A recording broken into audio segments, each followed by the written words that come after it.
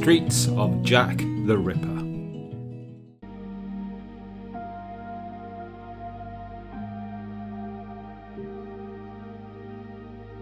The streets of Jack the Ripper as they are today. Bucks Row, now known as Duard Street.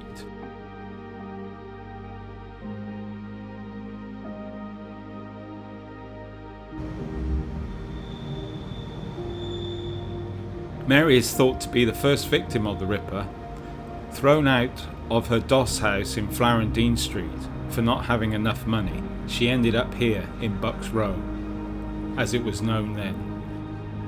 The only building to survive is the school where her body was found, lying on the pavement against the wall of the school.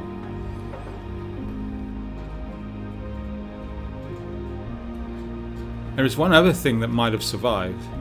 I noticed poking up through the modern surface of the road some old cobbles. I wonder if those cobbles were the very same that Mary and the Ripper walked over that night. Hanbury Street.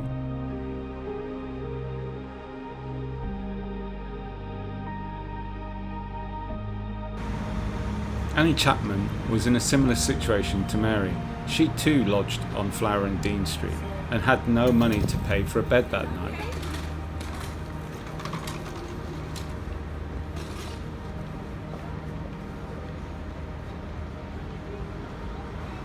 It is thought that she went to the 10 Bells pub next door to the Christ Church to see if she could make some money to pay the doss house.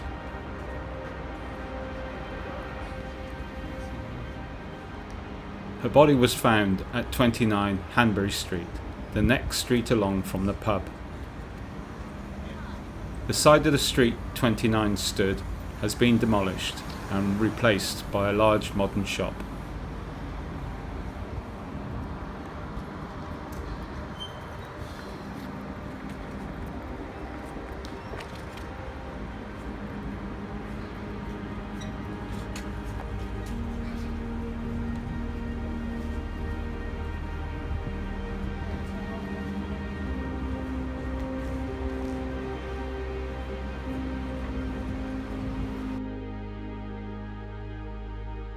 Bernard Street, now known as Henrique Street.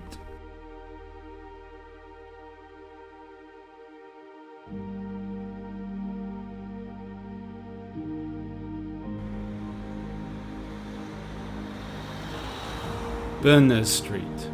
This is the site of one part of the double murder night and may not be the Ripper's work. The body of Elizabeth Stride was found at Dunsfield's Yard, which is now a school playground.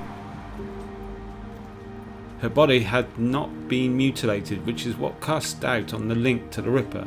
It is believed the killer was disturbed after cutting her throat by a cab driver on the night of the 30th of September 1888.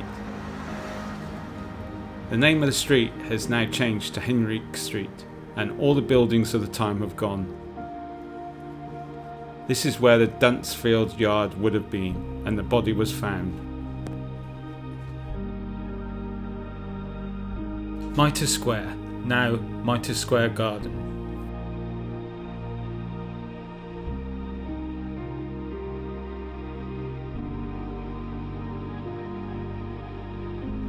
On the same night, the 30th of September 1888, Catherine Eddowes, who also lived in Florentine Street, failed to return home after drinking too much that night and became a victim of the Ripper. Catherine's murder is one of the strangest, as it was followed up with a letter saying it was from the killer and contained half a human kidney, and the letter stated that the author eaten the other half of the kidney. One of Catherine's kidneys had been removed that night by her killer, or maybe someone else who had found her before the police. Because another strange thing happened as part of this murder. A ripped off piece of blood-stained clothing had been taken and used to write graffiti on a wall in Goulston Street, not far away, that said, "The Jewels are the men that will not be blamed for nothing." There was a strange spelling of Jews and at the time in the East End there were tensions.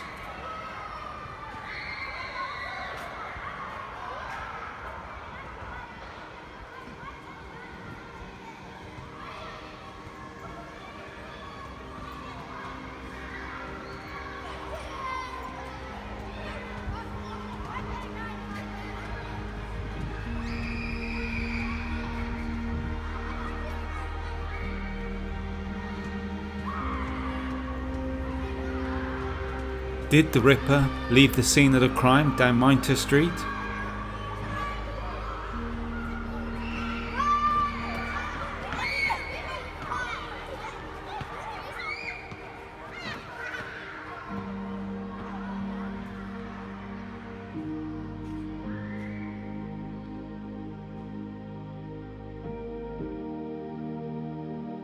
Miller's Court, now gone.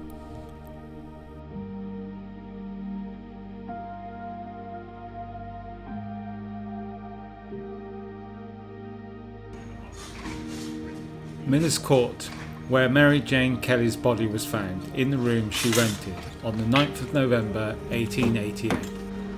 Has long gone now, nothing is left of where she lived. Even the street that led to Miller's Court has gone.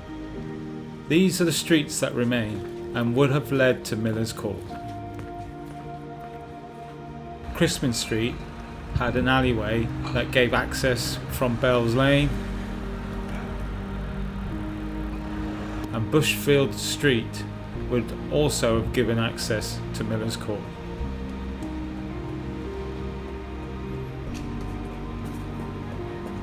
The Fruit and Wool Exchange stands on the spot now. Mary's body was found in the room she rented, and there is a famous black and white police photo showing her body with all her internal organs laid out around her.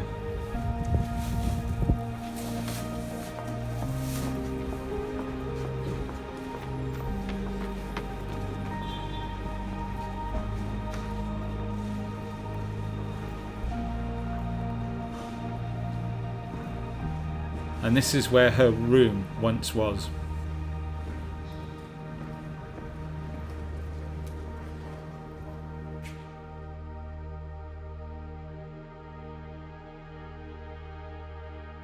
Two murders I'd like to include that took place almost a year apart.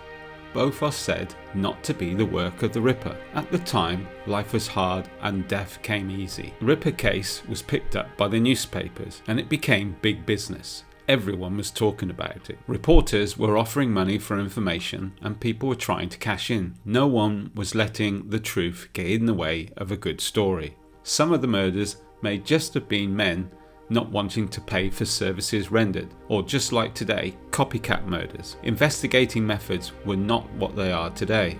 How do we explain what appeared to happen after the Mitre Square attack, and the letter to the papers, and the graffiti in Goldston Street?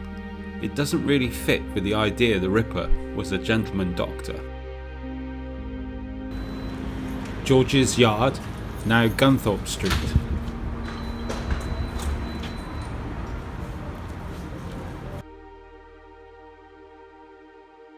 On the 7th of August 1888, and if this is a Ripper crime, would most likely have been his first one. The crime wasn't like the others. Martha Tabron had been stabbed 39 times, whereas the other victims had their throats cut. This is why many people think it's not the Ripper. However, it happened just a couple of weeks before Mary Nichols, said to be his first victim, was murdered, and very close by. Stabbing someone multiple times, it still shows a viciousness that the Ripper crimes had. But it's not very efficient. Maybe after this first murder, Jack the Ripper learnt from killing Martha that cutting a throat is easier, and shows progression as we see today with serial killers. Martha left the White Hart pub with her friend Mary Ann, known as Pearly Poll. Both left with a man each.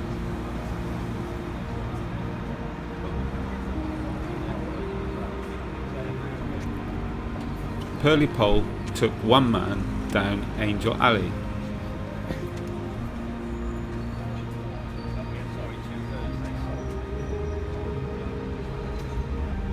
Martha went down the alley next to it, leading to George's yard. Her body was found in the entrance. What is strange here is both alleys are very close together. How was Pearlie Pole not able to give a description of Martha's killer?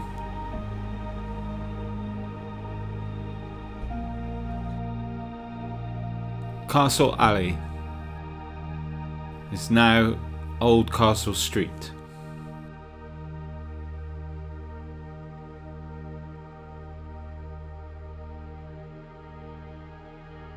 Castle Alley, now Old Castle Street. The Castle Alley murder happened almost a year later, a long time after what is thought to be the Ripper's last murder. Now known as Old Castle Street, is where Alice Mackenzie was killed on the 17th of July 1889. She was found at the entrance to Castle Alley, which is no longer there. The alley is gone and the street looks nothing like it did back then. The murder of Alice was carried out in the same way as many of the Ripper killings, only it is said that the cut to her throat was not as deep and the mutilations appeared to be made with less gusto. This murder is now thought of as a copycat killing and goes to show how many had consistencies throughout the Whitechapel murders. Is this why the Ripper was never caught? Because of the simple reason that the crimes of the Ripper were carried out by many men, at a time when the East End was overcrowded and full of desperate people, and police methods were limited. And why spoil a good story?